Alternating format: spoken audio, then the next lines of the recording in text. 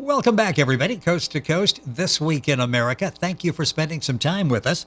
It's been described as a provocative book about a forgotten chapter in World War II history, Comfort Women, Not Sex Slaves, Rectifying the Myriad of Perspectives. It tells the true stories and removes all the myths and propagandas, the women known as comfort women, women who provided sexual services for Japanese soldiers at war frontiers. The author is Koichi Mera, who says over the years many false stories have been published, and he wants to set the record straight to tell the truth of the women known as comfort women. Koichi Mera, Ph.D., is a president of the Global Alliance for Historical Truth, which is based in Santa Monica, California. He has a Ph.D. from Harvard. He taught economics, international business, and public administration at Harvard, as well as other universities, including the University of Southern California. He has worked at the World Bank. In recent decades, he's organized a study group on the history of Japan during the last century and is concerned with political issues related to interpretations of historical records. His recent books include Whose Back Was Stabbed? FDR's Secret War on Japan. Koichi Mera, author of Comfort Women, Not Sex Slaves, Rectifying the Myriad of Perspectives, is our guest on This Week in America. Dr. Mera, welcome to the program. It's great to have you with us, sir.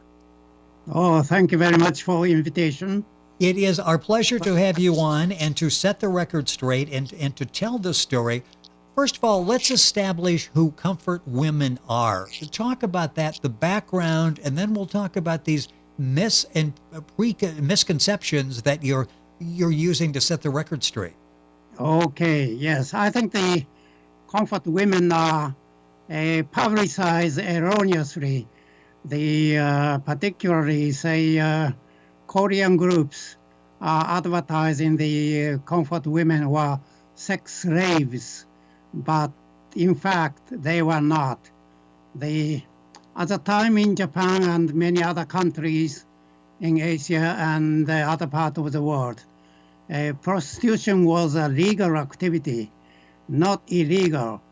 And those comfort women are prostitutes, recruited also from Japan, Korea, and other places. They worked as a partner for Japanese military people during the World War II. So they had their lives. First, they were not forcibly recruited.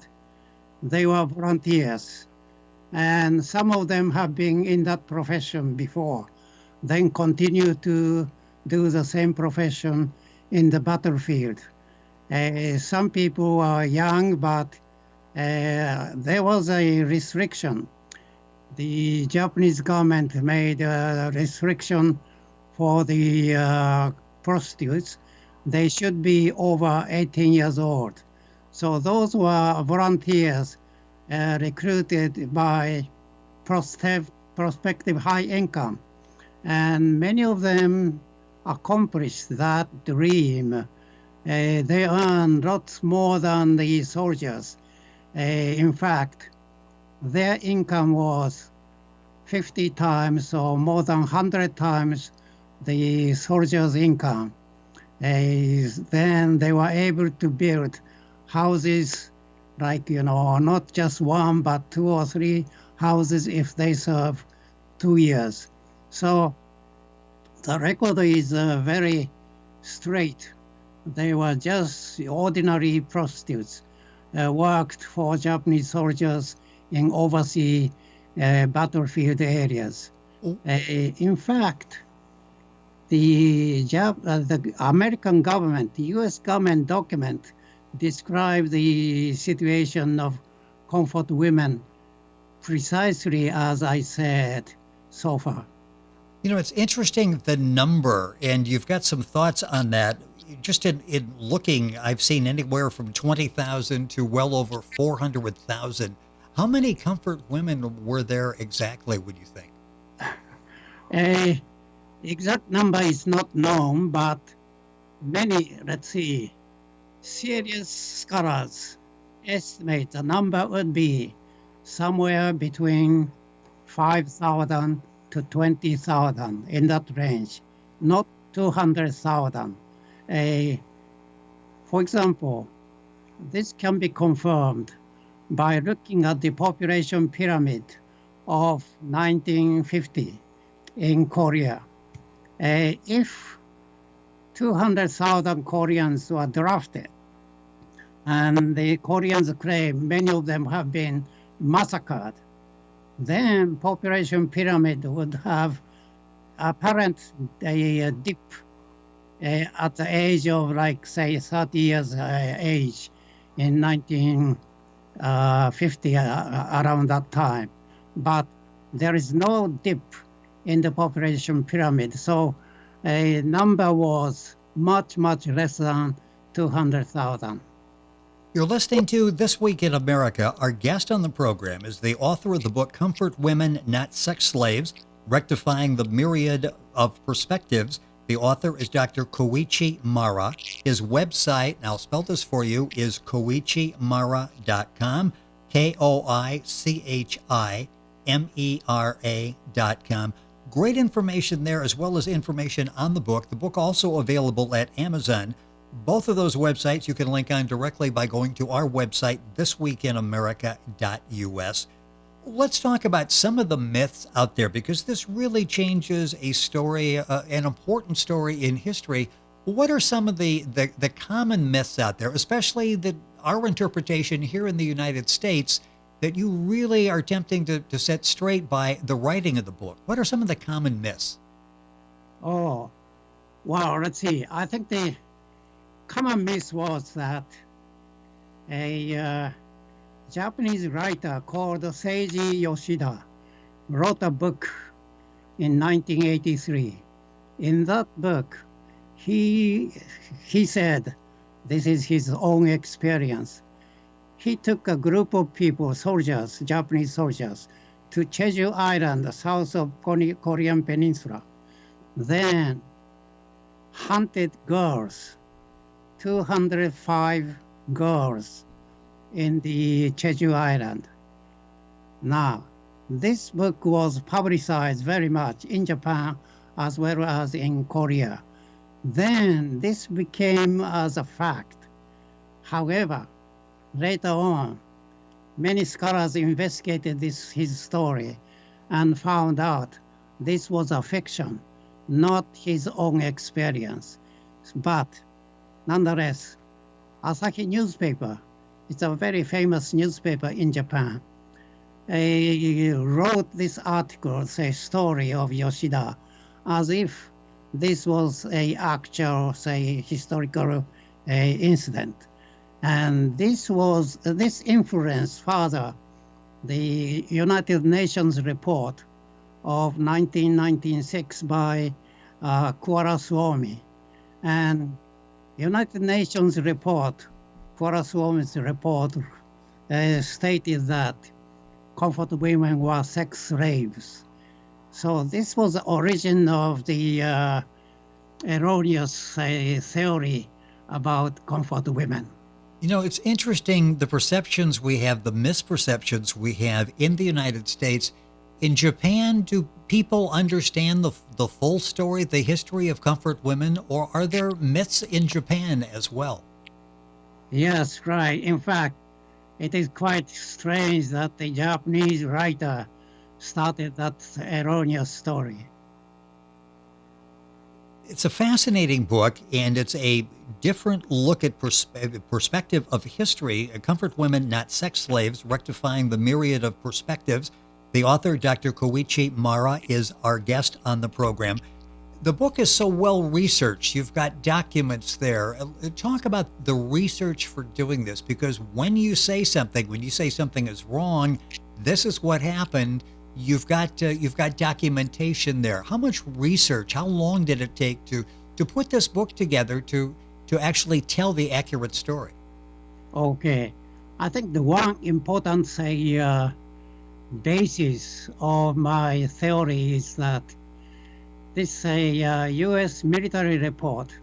This was a U.S. intelligence report written in 1944 in Burma, currently Myanmar. The 20 Korean comfort women were captured Then U.S. military interrogated them, what they were doing and how Japanese soldiers treated them and so forth. Then this report is, this is in archives, U.S. Archives Administration. And that document is one important source of information. Also, there are several other U.S. military documents which support this document I'm saying, written in 1944. Also, there is a Japanese historian called Hata, Ikuhiko Hata. He investigated the history of comfort women in depth academically. He wrote a book in 1990 about, this is a 500-page book about comfort women. He gathered various sources, then estimated, number of comfort women. He gives something like, 20,000 figure for the number of comfort women. But in terms of the content of the comfort women themselves, his theory coincides very well with the U.S. intelligence report of 1944. So those are the basic information about comfort women. There are lots of other information available, but we have to be careful about statements which is referred to by various organizations as from the ex-comfort women, particularly those from South Korea. Those women have been influenced very much by organizers within Korea, which is sympathetic to North Korea. And they try to propagate a theory of sex slave theory of comfort women. So interesting fact is that the ex-comfort women's confession or statements changed over time. In the beginning, usually those comfort women says, I went to recruiter, then I received certain, dress and shoes, and that I was very much delighted, then joined that group, then went to China and so forth. Later on, their statement changed to such as this. When I was sleeping in the home, Japanese military officer came and I was forced to go with him as sex slaves. So this is a big transformation. Apparently, something is doing, some organization is changing their stories. So recent confession by ex-comfort women are along this line of sex slave type. In the earlier type, they were more, truthful to their own experience. It's interesting because, the perception being they were unwilling, they were coerced. After all of the research and interviews, you found that just wasn't true. From your standpoint, and you've devoted a lot of your time to writing this book, to studying this, what was your initial interest in trying to set the record straight? A little bit of background on that. This has been very important to you. Okay, well, that is a very interesting question. Let's see. When I started a study group of Japanese history in California in the beginning of 21st century, to be more precise, 2006. Then we have examined various history books, documents, then examined various things. Now, one of the things is that Japanese people have been more or less re-educated after the war of 1945. Then Japanese people are used to say express apologies to various other people. Now, for example, say there was a Tokyo trial. It's called International Military Tribunal for the Far East, which started in 1947. But the result of the Tokyo trial was that Japan was labeled as aggressor nation. Then Japan committed various war crimes. Wow. That was what the Tokyo trial did. However, by examining carefully what has happened before the war and during the war and after the war, this is more or less a big fiction.